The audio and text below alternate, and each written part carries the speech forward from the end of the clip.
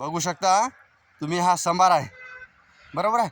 या संभारावर बघा ज्यावेळेस लावायच्या अगोदरच मी रान हे करताना आपलं तयार करताना ड्रिप चेक करताना त्यासोबत खोशे बसले होते सगळे काठेला संभार।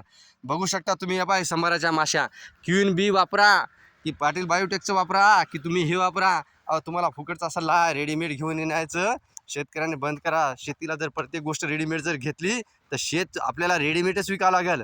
तुम्ही याकडे सर्वांनी लक्ष द्या। बघा हे किती प्रमाणे या मोठ्या प्रमाणात बघा सेटिंग कशी झालेली आहे। हेच आहे खरी शेतकऱ्याची ताकद। बघू शकता एका एका याला बघा किती किती मोठ्या प्रमाणात सेटिंग आहे। 3 3 4 4 लागलेली आहे। एका फांदीला आपल्याला 4च फळं बस झाले तरी शेतकरी ऐकत नाहीत। शेतकऱ्याला रेडीमेडचं चांगलं पटते, दुकानदाराचं पटते। अरे दुकानदाराला चॅलेंज करतो, संभाराशिवाय याच्याशिवाय एवढी सेटिंग एवढी माशा कुठंच नाही। तुम्ही बघू शकता 3 3 2 2 फळं एका ठिकाणी आहेत। हे उगत नाही बघू शकता बघायले बाहे या सेटिंग याला म्हणतील हे उगत नाही। माझ्या बोटाला सुद्धा बघू शकता बाबा माझं बोट सुद्धा हे झालं माशा चावल्या।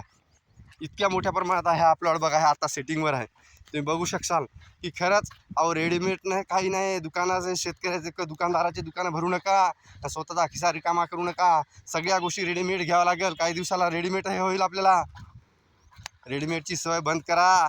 घरचा संभार घरी खाया भेटते आणि हे भेटते। बघू शकता तुम्ही मधमाशा किती मोठ्या प्रमाणात आहे, अक्षरशः हौळ आहे मधमाशाचं।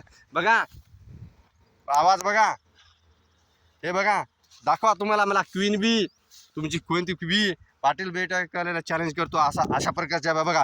आता सुद्धा मला मौळाची माशी चावली।